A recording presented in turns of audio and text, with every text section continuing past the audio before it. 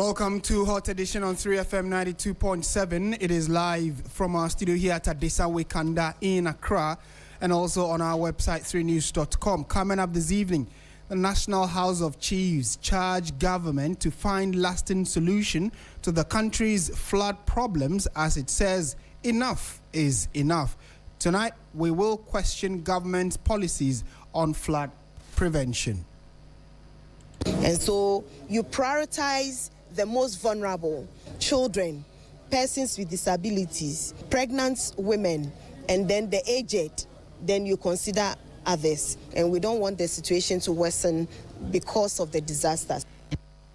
And also in the bulletin this evening, is this the end of the road for former Chief Justice Gertrude Araba Issa Tokonu? We will bring you answers as Ghana Supreme Court dismisses all cases challenging her removal, describing them as lacking merit. I think it simply brings this long journey to an end, and we believe that. And we have details of that particular story and more. Be a part of the show. We have business and sports at the tail end of the program. We are live on YouTube and on Facebook, where your messages are always welcome. My name is Martin Asiedu Dati. Grace Hamwa Ajiman joins us with the news summaries. Hello, Grace. Hi, Martin. Let's begin with the police because the Upper West Regional Police Command has intercepted a commercial vehicle transporting 50,000 rounds of ammunition through an unapproved route outside Wa, leading to the arrest of 3 suspects connected with the consignment. The operation, carried out on Monday, June 29, resulted in the recovery of 2,200 boxes of AA cartridges concealed beneath other goods during a search of the vehicle. The suspects were identified as Al-Hassan Ishahaku, Idrisu Mashmoud, and Al-Haji Ishahaku, who are currently in police custody to assist with investigations. Away from that, the South African Police Service, SAPS, in the Western Cape has confirmed the fatal shooting of a Ghanaian national in Nyanga, stating that preliminary investigations suggest the killing was linked to extortion-related crime rather than xenophobic violence. In a statement issued by SAPS on its Facebook page, police identified the deceased as 35-year-old Kwabna Boahin, who was shot and killed on Monday, June 29, at the Nyanga terminus in Cape Town. According to the police, the incident occurred at approximately 3:45 p.m. in front of the NTG Hair Salon and Shoe Repairs, where unidentified gunmen opened fire on the victim before fleeing the scene. And before we go, the Wasam Memphis Municipal Directorate of the National Disaster Management Organization, NADMO, has advised residents of Samriboy displaced by recent floods to remain patient and delay returning to their homes until fumigation exercises are completed to prevent potential disease outbreaks. According to NADMO, although floodwaters in the area have largely receded, living conditions remain unsafe due to contamination risk and structural damage caused by the disaster. That's it for the news summaries, Martin. Thank you very much, Grace. Now we can settle for the details of our stories now. And clearly the big talking point has had to do with what's been happening in the country over the last 72 hours, getting into 3, 4, 5 days after we had those devastating floods that started over the weekend. Sunday night into Monday morning, the entire capital city was underwater. And the National House of Chiefs have been talking about this particular issue, and they've been charging the government to find lasting solution to the country's flood problem. As it says, enough is enough. Similarly, the Council of State has called for the strict enforcement of planning and building regulations as part of efforts to address Ghana's recurring flooding and reduce the impact of disasters. In a statement copied to 3FM following Monday's devastating floods, the council urged metropolitan, municipal and district assemblies to rigorously enforce planning laws, ensure compliance with approved building standards, prevent construction in flood-prone areas, and prioritize effective drainage maintenance, sanitation and waste management. The appeal comes after torrential rains claimed at least 12 lives, displaced thousands of residents, submerged homes, and disrupted transportation across parts of Accra and several other affected communities. The council also proposed that the National Disaster Management Organization, NADMO, be actively involved in the planning of major infrastructure and development projects by conducting comprehensive disaster risk assessment before implementation, particularly in flood-prone areas and other high-risk places. Meanwhile, a desperate search continues for victims of Monday's devastating floods at Alogboshi near Achimota, where 8 people were swept away. Only one body has so far been recovered. And behind the grim statistics are shattered families, destroyed homes, and survivors struggling to come to terms with an unimaginable tragedy. The cause of the floods have been attributed to human activities and cruel environmental practices. The Greater Accra Regional Minister, Linda Oklu, laments interference that prevented her and her outfit from carrying out some demolition exercise, which she believes would have reduced the impact of the flooding that we experienced last Monday. Let's listen to what the regional minister has been saying.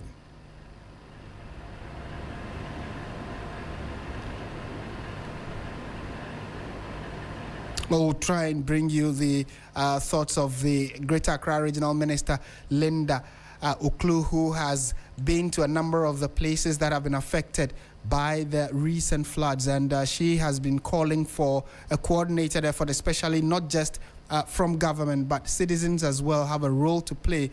That's at least according to the information we have been gathering regarding how they have assessed the situation and the kind of impact it has had. And they believe that the interference from people in authority or traditional leader of, the executive and their appointees from taking strong decisions that will save lives, especially when these floods do happen. Meanwhile, the Minister for Gender and Social Protection, Agnes Na Momolate, has also been speaking after touring some of these areas. We are doing not less than 4 affected municipalities in a day. If we can stretch to 6 and 7, we will do that. And so you prioritize the most vulnerable. And when I say the most vulnerable, I'm talking about children, persons with disabilities, pregnant women, and then the aged. Then you consider others. We know most are already vulnerable, and we don't want the situation to worsen because of the disasters. And that is the Minister for Gender and Social Protection, Agnes Na Momolate.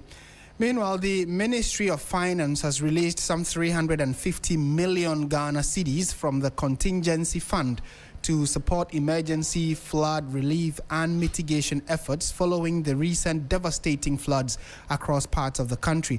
The release follows a directive from President John Mahama, who instructed the Finance Minister, Dr. Kaysalatu Forson, to mobilize resources for an immediate government response. Government says the funding is intended to provide immediate assistance for affected communities while strengthening measures to improve the country's resilience against future flood disasters. There are calls that disbursement of the funds will go into finding lasting solutions to the perennial floods. And so we would now try and get some perspective on what exactly this issue, how it is playing out, and what exactly the solutions would be looking like or should be looking like. Let's bring in former registrar at the Hydrological Authority, Engineer Wise Ametepe, who has joined us for a quick chat. Mr. Ametepe, good evening. Thank you for joining us on 3FM. Yeah, good evening. How are you? I'm fine, thank you. I'm sure the conversation about flooding in the capital city has become a regular feature when it comes to issues of our safety. But before we even delve into the kind of solutions that your former authority may be coming up with in collaboration with other sister stations, help us understand, is Accra, the entirety of Accra, in a low-lying place where there are fears that anytime the rains come from the mountainous areas, we should expect that floods or would come to the capital city. Is that a fair assessment of what the current situation is? Well, I'm not getting you clearly. If you can reframe the... I'm Can asking, you reframe it? Yeah. yes, I'm asking that there are people who believe that the floods we witnessed on Monday were not just issues of human activities, and that because of the topography of Accra itself, it was expected that, you know, rains beyond a certain level will certainly flood the capital. Yeah. Yeah. Because of the topography of Accra, it's likely Accra will be flooded when we have rains, especially with Accra being located in the lower areas of the upstream streams that are coming from the mountain.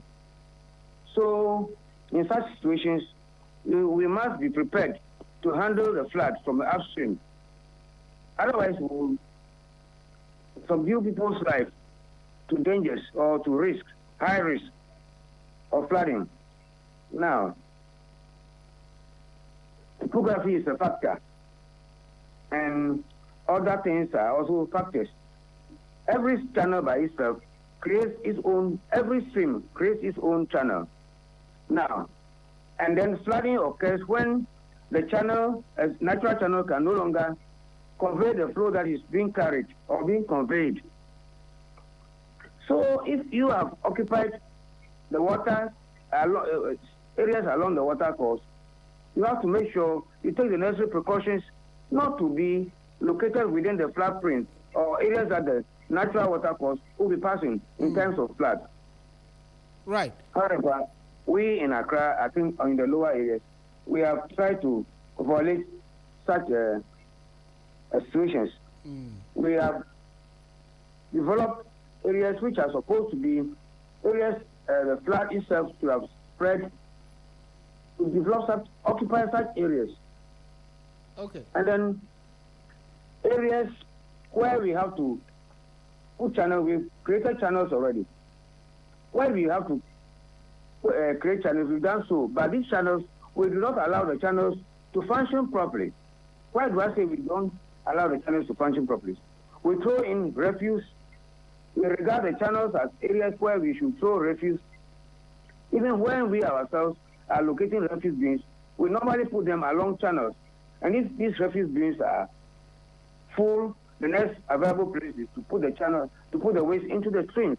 Okay. So these are some of the things we do which are not very good. Okay. And then, as I said this morning, flooding, we have to consider certain things. What are the things that go into flooding? We have a peak discharge, peak flow. What are the factors that influence? Consider the factors that influence the peak flow. That's the peak flood. We have the area, catchment area. We have the rainfall intensity. And then we have what we call in engineering runoff coefficient. Now, the catchment area is fixed. It's not changed. No matter the development of the place, the catchment area is constant. The rainfall intensity varies from time to time. And the runoff coefficient, which depends on the level of the basement development. This is affected by the degree of development, that is roads, roof coverage areas, level of pavement of our homes, and other things. Right, but engineer, let me come in here. Sorry for cutting in, but I also want to understand if we have a bird's eye view of how Accra is structured. Is it possible that we can move people who are in waterways or on water courses? Is it a possibility? Is that probably like the biggest solution we can have, so that we move people away from areas we know that is a natural water cause to reduce or mitigate these impacts of flooding? Is that a possibility? That's a possibility. It's a very high possibility. Moving people, but the problem will be that we have to pay. If you're moving somebody from his place, you have to get a place for the fellow. If you have a building, you have to pay for the building. Is that not it? So it will involve a huge capital cost. Okay. So we have to look at other alternatives.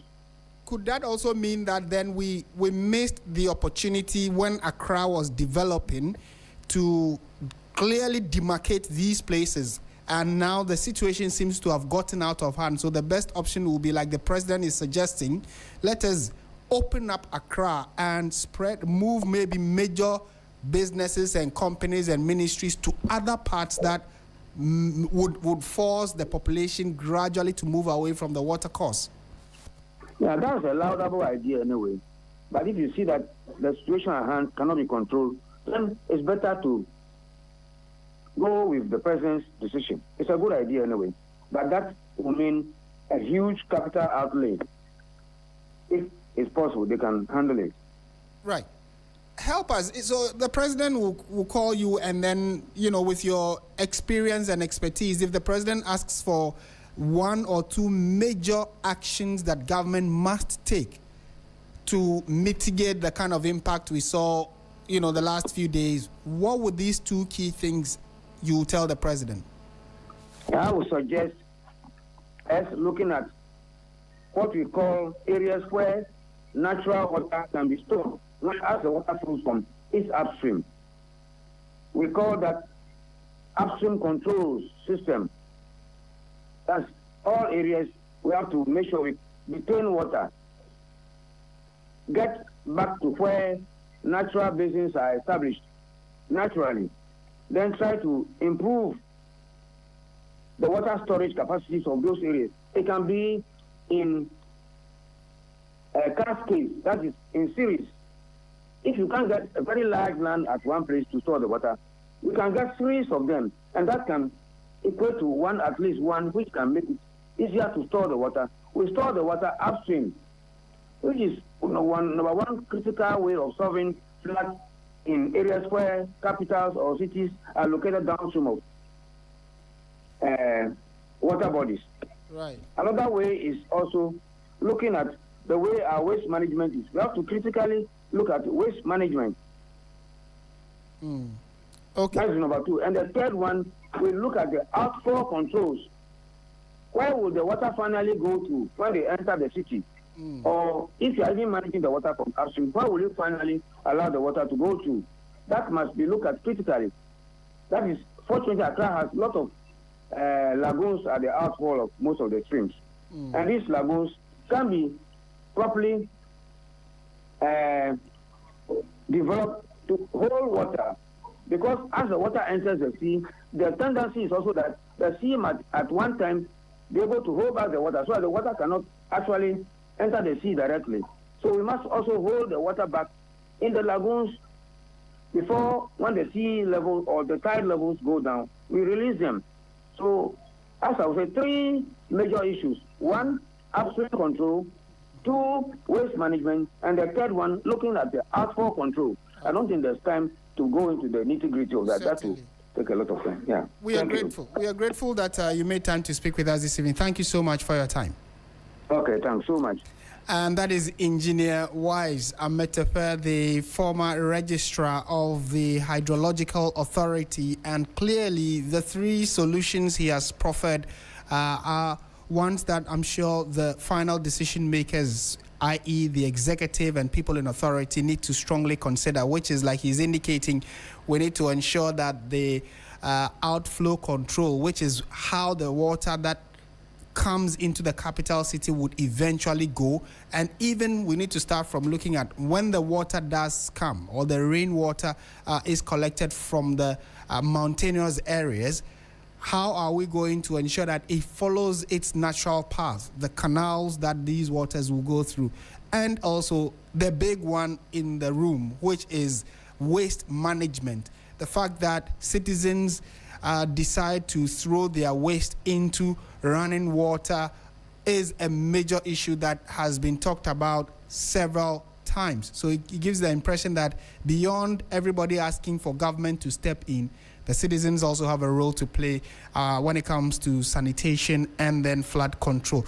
It's still a running subject. Issues of flooding in the capital is a running subject. We'll definitely update you or keep you posted when we do make or get further information regarding that. And beyond the flooding, we also have issues about health concerns. And in a moment, we'll try and get some health perspectives that could be, coming up. There are already concerns of cholera outbreak, fears because of the kind of impact that the flood waters have left behind. People who sell food, areas that these flood waters have still gathered. Malaria control needs to be intensified, and public education, because all of those could be an aftermath of the flooding. Beyond people's homes and property being destroyed, lives being lost, the living or those who survived it are still at risk, because places you might go to buy food at and where you sleep now might have mosquitoes, which is as a result of stagnant water that has collected over time. So it's still a myriad of issues that we will need to be discussing to ensure that those in authority who take the decision are able to take the right decision, and then collectively we can get to the bottom of these major national concerns and deal with them decisively. You're listening to 3FM 92.7.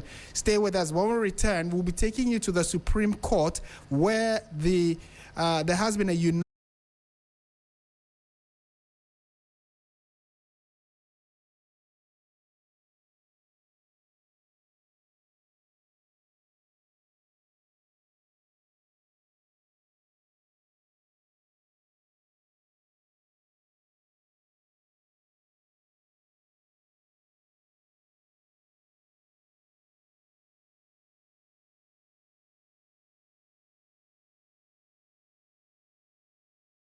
challenging the constitutional process that led to the removal of former Chief Justice Gertrude Saki Tokonu. 4 suits filed by Vincent Esifua and a private citizen, Theodore Atakorte, were consolidated into one case. The applicants argued that the president breached constitutional procedure by failing to notify the former Chief Justice and obtain her response to petitions seeking her removal before consulting the Council of State. 2 additional suits filed by the former Chief Justice herself and the Center for Citizenship, Constitutional and Electoral Systems were also merged for determination. Delivering its ruling on Thursday, the 2nd of July, a 7-member panel of the Supreme Court, chaired by Amadou Tanko, His Lordship, held that the applicants lacked merit, or the applications lacked merit, and dismissed them. Deputy Attorney General Justice Sremsai welcomed the decision, describing it as one that finally settles the legal questions surrounding the removal process. I think it simply brings this long journey to an end, and we believe that the decision would resolve all the matters, and it's also the position of the law. We would procure the ruling as the court said, the decision this afternoon. We study it, and I believe the court has done justice. And so you heard the voice of Deputy Attorney General Justice Sremsai there. Now, the lawyer for Theodore Atakorte, who addressed the media following the ruling, has this to say. Even though I am yet to see the reasoning, I also do not want to agree with those who think that the decision by the ECOWAS court has taken the wind out of our Supreme Court sail, because you know that the ECOWAS court has already dealt with this matter in a different forum, obviously. But today's decision, because I have not seen the full reasoning, I shudder to comment on whether or not it is within reason, or that we agree with it or otherwise. But for now, we await the decision itself at 12 o'clock noon today, so that we may look at if there any redress that may follow.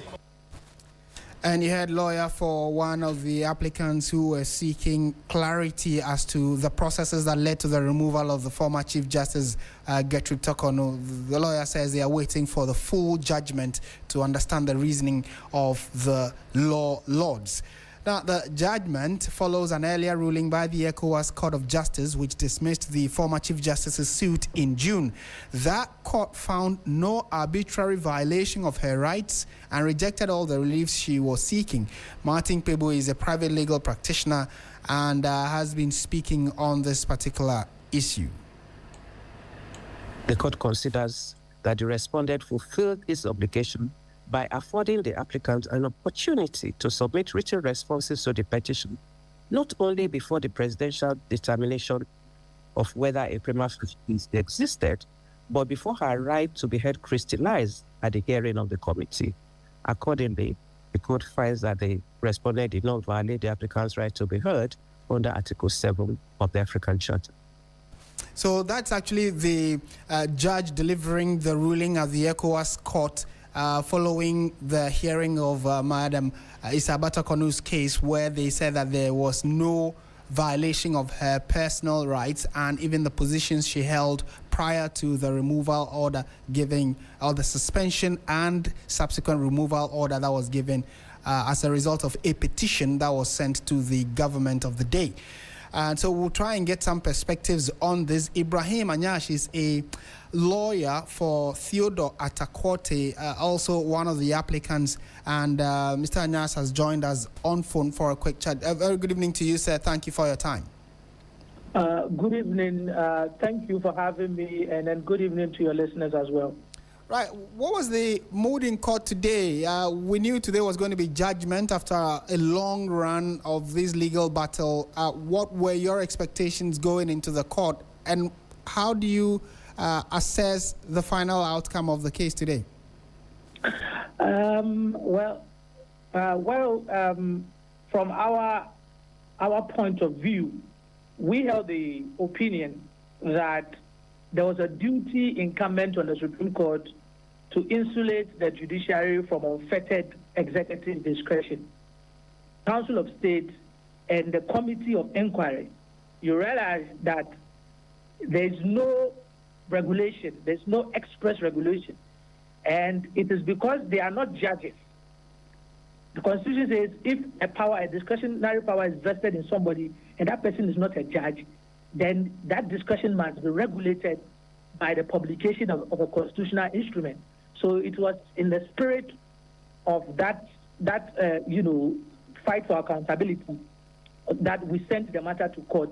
The plaintiff believing that the exercise of these varying powers needed to be checked so that there is no usurpation of powers.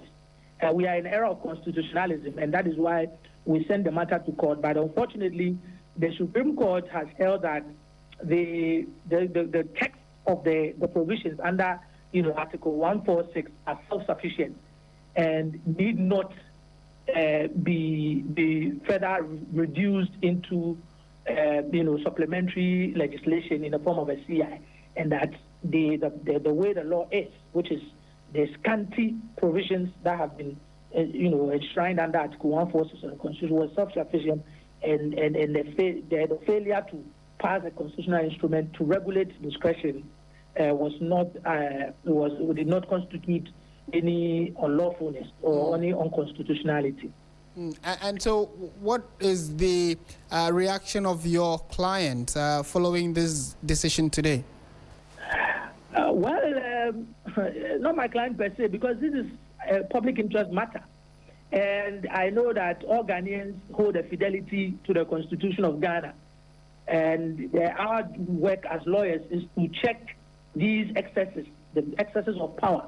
We should be able to bring matters before the court to check the powers that be, that in discharging their duties that have been conferred on them by the Constitution, they should not be seen usurping powers that have not been meant for them. And sometimes it is good to add more jurisprudence, to enlarge the jurisprudence on the removal of the Chief Justice, because even the Supreme Court, when you read the decision today, they agree that the provisions under Article 146 are not elaborate and that they are scanty, but that is what we have. Therefore, we must make do with the way that the law has been crafted by the framers of the Constitution. All right, Mr. Anas, like you have indicated, we have to wait for the full reasoning, then we can all get a better understanding. The full decision is actually out. Actually, right. It is out. Yes. Okay. So, we have looked at it, and therefore we take instruction from our client as to what next to be done. And have you had that communication? Do we know what next line of action you'll be taking? Well, I haven't been instructed yet. My client is exploring all the necessary avenues, right? And we may take the one that is most apposite in the near future. We thank you for making time to speak with us this evening. You are welcome. Thank you for having me. Right, and that is Ibrahim Anas, who is a lawyer for Theodore Atakorte, one of the applicants seeking, a proper interpretation or at least a halt or reversal of the decision to suspend and eventually remove Gertrude Isabatokono as Chief Justice of the Republic. We have on the line also private legal practitioner Martin Kwebu, who's joined us for a quick chat on this. Mr. Kwebu, thank you for your time. This is an issue, some say unprecedented, first time in our history. How do you assess the ending of it, which is the final decision taken by the Supreme Court? It's not surprising in terms of the overall result, okay?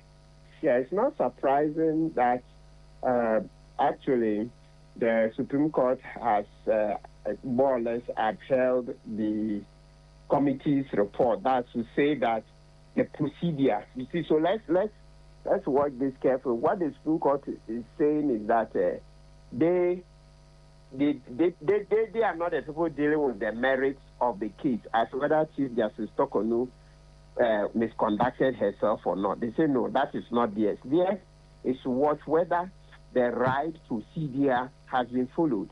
So it means that the findings of the committee that Chief Justice Tokonu misconducted herself stand.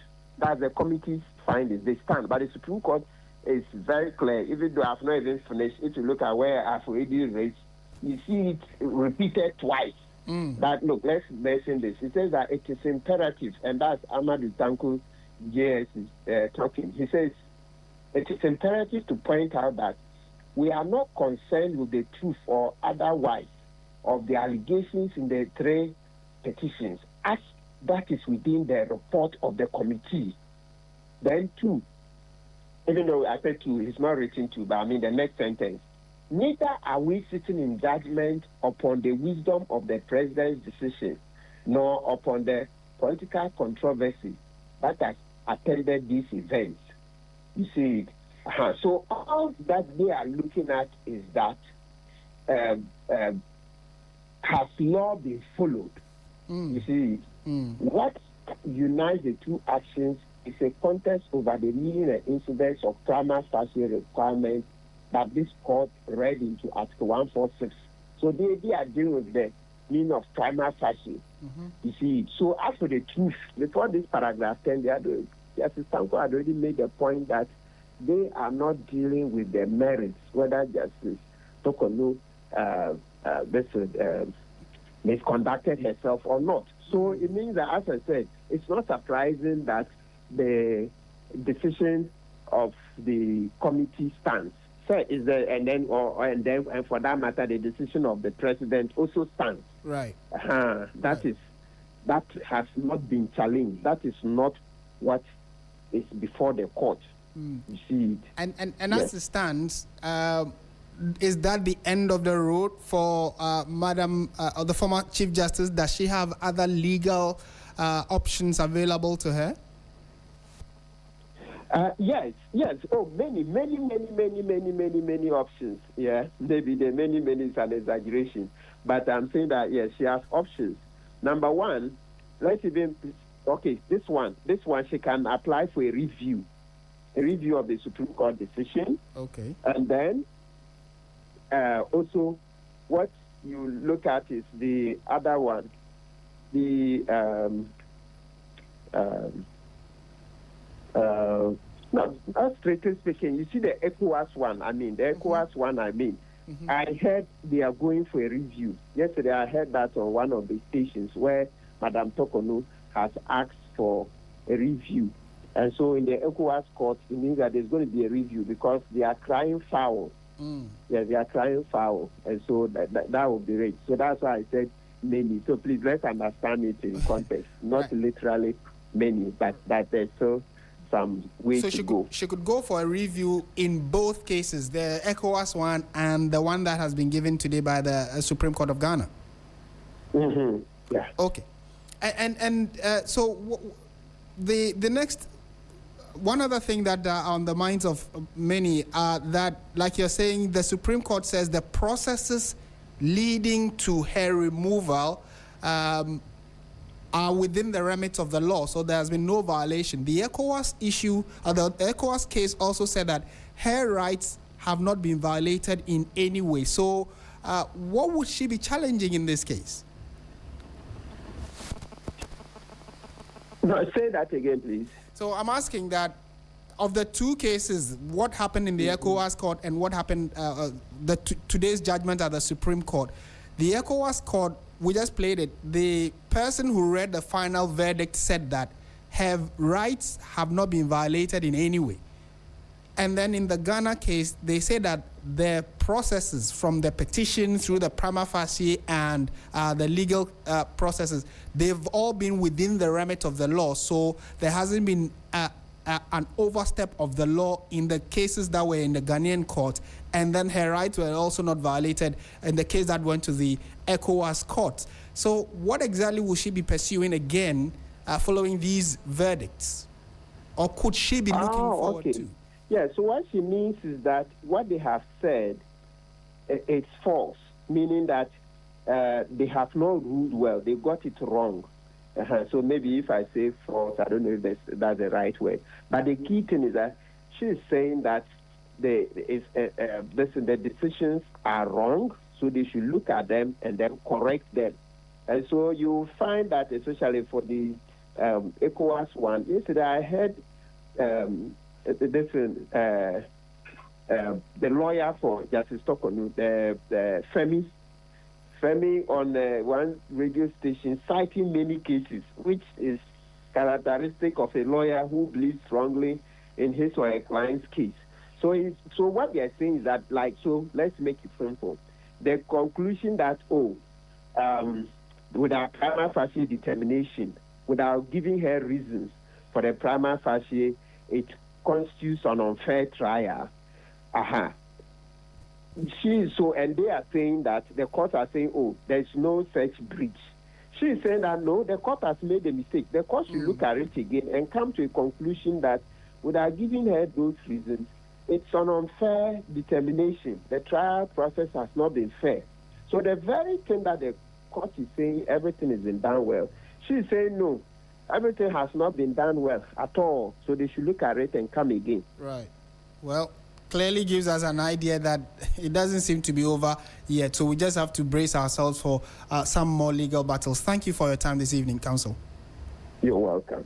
And that is Martin Kpebu, who is a private legal practitioner, helping us at least get a better understanding of what exactly happened in court, the final decisions that were taken by the law lords of the Supreme Court on the Gertrude Saba Tokonu case, which is that they have dismissed all the petitions saying that they lacked merit.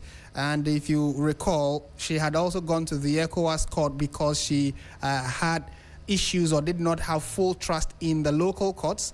Well, the ECOWAS court also said that her rights, her human rights, and her right to either the position she held before, one being a Supreme Court judge, also as Chief Justice, those rights have not been violated in any way. So, well, Martin Kpebu indicates that she believes that those two judgments, the Ghana court and the ECOWAS court, have both erred, and for that reason, there's a likelihood she would petition and ask for a review of these judgments. If she does, trust 3FM 92.7 and our sister stations to update you on the next steps that the former Chief Justice intends to take. This is 92.7. You're listening to Hot Edition on 3FM. We're shifting our attention to some more stories this evening, and the chairperson of the Education Committee in Parliament, that is Peter Nochu Tokoi, has called on President Mahama to dissolve the governing council of the Bolgatanga Technical University and appoint a new one, following what he describes as a unilateral decision by the council chairman to dismiss the university's vice-chancellor over procurement-related issues. The dismissed Vice-Chancellor, Professor Samuel Annal, is alleged to have engaged in corruption practices, but rather than complying with a directive from the Education Minister to investigate the allegations and report back, the council chairman proceeded to dismiss the Vice-Chancellor, demote 2 directors, suspend several lecturers, and issue warning letters to some staff. There's more in this report. Bolga Technical University is the topic of discussion. We've received a petition as a committee that the council chair has asked the vice-chancellor to go on suspension for alleged corrupt malpractices. The Minister for Education had also engaged or agreed to meet with them, to which I was invited. Yeah, the decision at that meeting was that the council should go back and then look at the report and report back to the meeting.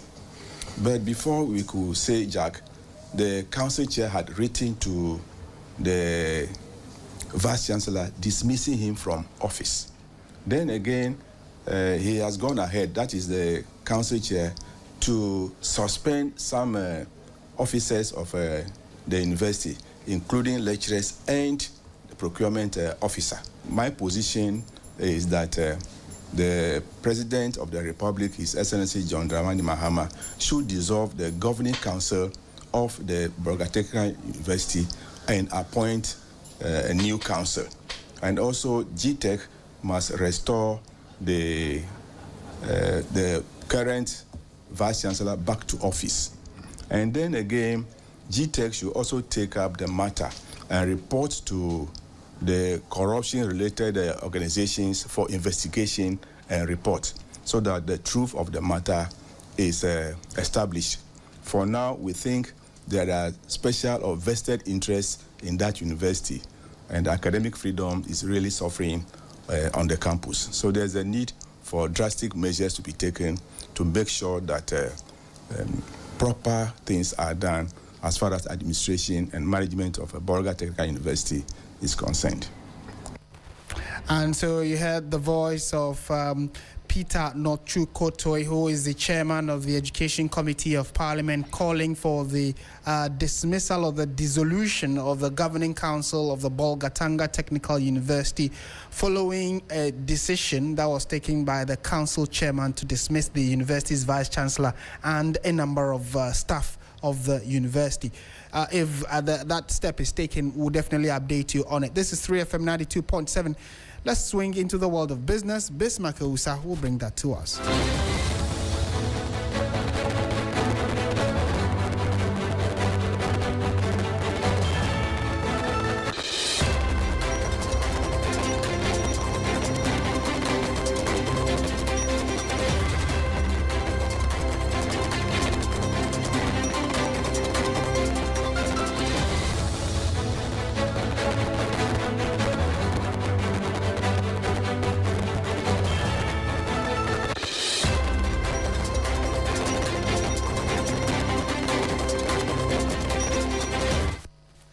You're still listening to 3FM 92.7. Yes, so business is right around the corner. But before we go into business, let's update you on what's happening in the camp of the senior national team, the Black Stars, who are prepping up for their first round of 32 game in the ongoing World Cup in the United States of America, Mexico, and Canada. Mutala Mohammed of our sports desk joins us in studio for a quick chat. Hello, Mutala. Hi. So what's happening? We've seen videos of training sessions. There's been a press conference or so. Some of the players have also been interacting with the Ghanaian journalists in there. What's the latest? What should we Well, the know? team finally has arrived in Kansas. They did that yesterday.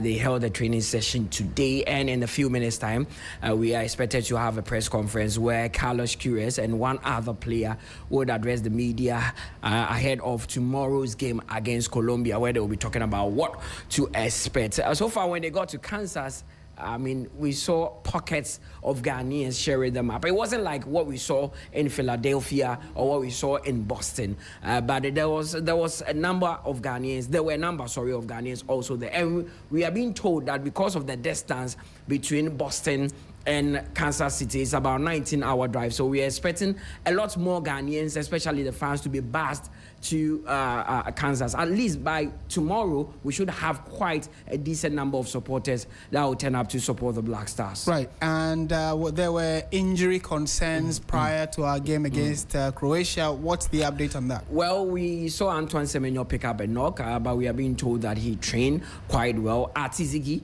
also, who picked up a knock in our first game against Panama, also has recovered, and we are being told yesterday the Minister for Sports and Recreation was talking to Alfred Okanse on TV3, where he talked about the fact that Artizigi and Semenyo have both trained well, and they look like players who are in contention to get a starting place. But again, he made that caveat that it is at the discretion of the coach to decide who starts. But as it stands, everybody is fully fit and ready to go against Colombia. Right. What are your personal expectations? Having seen the last 3 games that the players have played in, we are going into, this one is do or die. How is it likely to play out? What are your personal expectations? I will borrow the words of Dr. Balvia. If your fundamentals are weak, the round of 32 will definitely expose you. So you need to be disciplined, you need to be organized, and you need to take your chances. This is the stage where you cannot afford to miss chances. You may not get enough against Colombia, but the 2-3 chances that come your way, make sure you bury them. We've seen how other African teams have suffered because they failed to take their chances. Yesterday, Senegal did the same. Ivory Coast also did the same. So take your chances, because Colombia is one of the best South Americans. You can talk about Brazil, you can talk about Argentina, but Colombia is in a bracket of their own. They are very good players like James Rodriguez, like Luis Diaz, who plays for Bayern Munich. We need to be clinical. We will defend our lines very well, but we need to be clinical. If not, we could be back home as early as we thought. But I still believe in the Black Stars. Once it's the Black Stars, the spirit is there. Would it be a score win, or it will go to extra time? With how Ghana is playing, it's very difficult to open them up. But I would go with a score win. I don't want the penalty shootout at all, because it can go anywhere and it comes with a lot of pressure. Ghana is not too great when it comes to the penalty shootout. You don't have the heart for that. Yes, I want to go with the score win. All right, Mutala, thank you very much for that update from the camp of the Black Stars, the senior team. They are getting ready for their important round of 32 game against Colombia. That will happen at 1 a.m. on Sunday, so on Saturday dawn. So you all need to make a day. Let's watch and support the boys even from here. Now let's do business.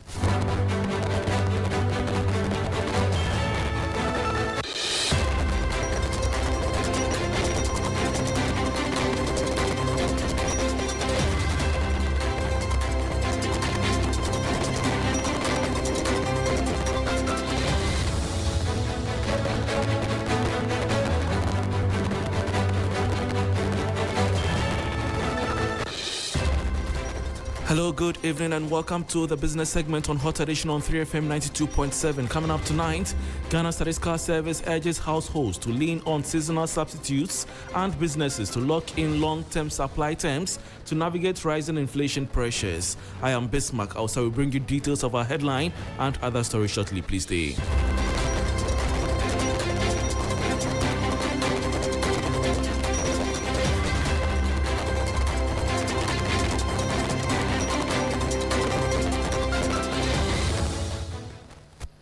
Thanks for your company. Now to the details. Following the latest inflation data released by the Ghana Statistical Service, government statistician has outlined strategic action plans for key stakeholders to cushion the impact of rising consumer prices.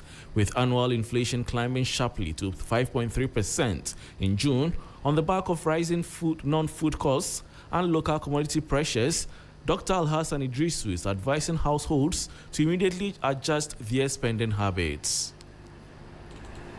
For households, the priority is careful planning and smart spending.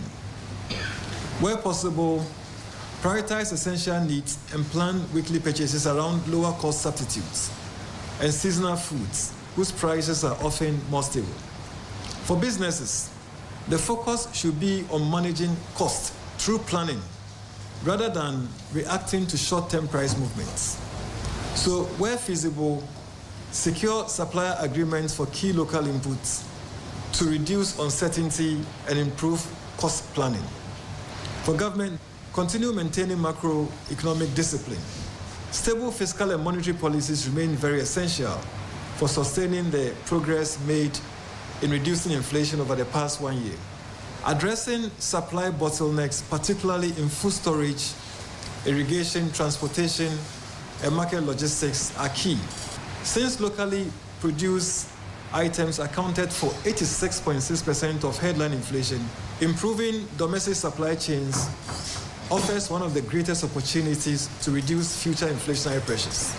Use regional inflation data to target interventions more effectively. And that was government statistician Dr. Alhassan Idrisu.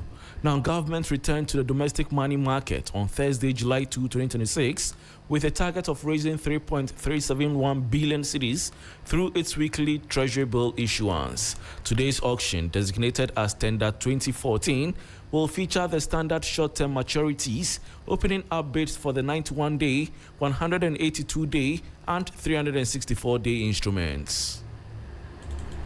This borrowing target of 3.371 billion cedis comes off the back of a strong rebound in investor appetite during the previous week's auction.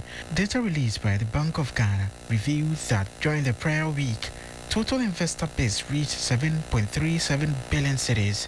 Out of those tenders, the state accepted 6.01 billion cedis, exceeding its initial fundraising target by more than 1.4 billion cedis. Three business attributes this strong surge in primary debt demand to a steady upward correction in yields, which has continuously drawn institutional investors back to short-term government securities. In the last auction, interest rates climbed across the entire yield curve. The 91-day bill advanced to 5.73%, the 182-day rose to 7.69%, and the 364-day instrument experienced a major spike to clear at 12.82%. The Treasury is anticipating that the combination of attractive yields and highly liquid conditions within the local financial market will sustain the momentum of oversubscriptions heading into the July 2 sale.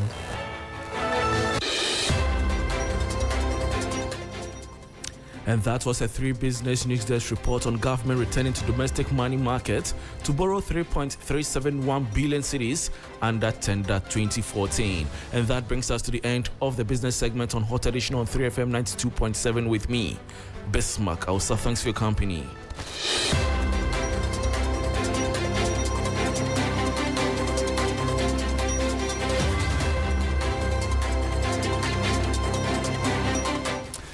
Thank you, Bismarck, for bringing us the latest in the world of business. And as you just heard, we spoke to Murtala Mohammed, who updated us on what's happening in the camp of the Black Stars, where we are told that all our 26-man squad are in good health and are likely, any of them could be, picked for the game, the all-important game against Colombia at 1 a.m. tomorrow. So Friday night into Saturday morning.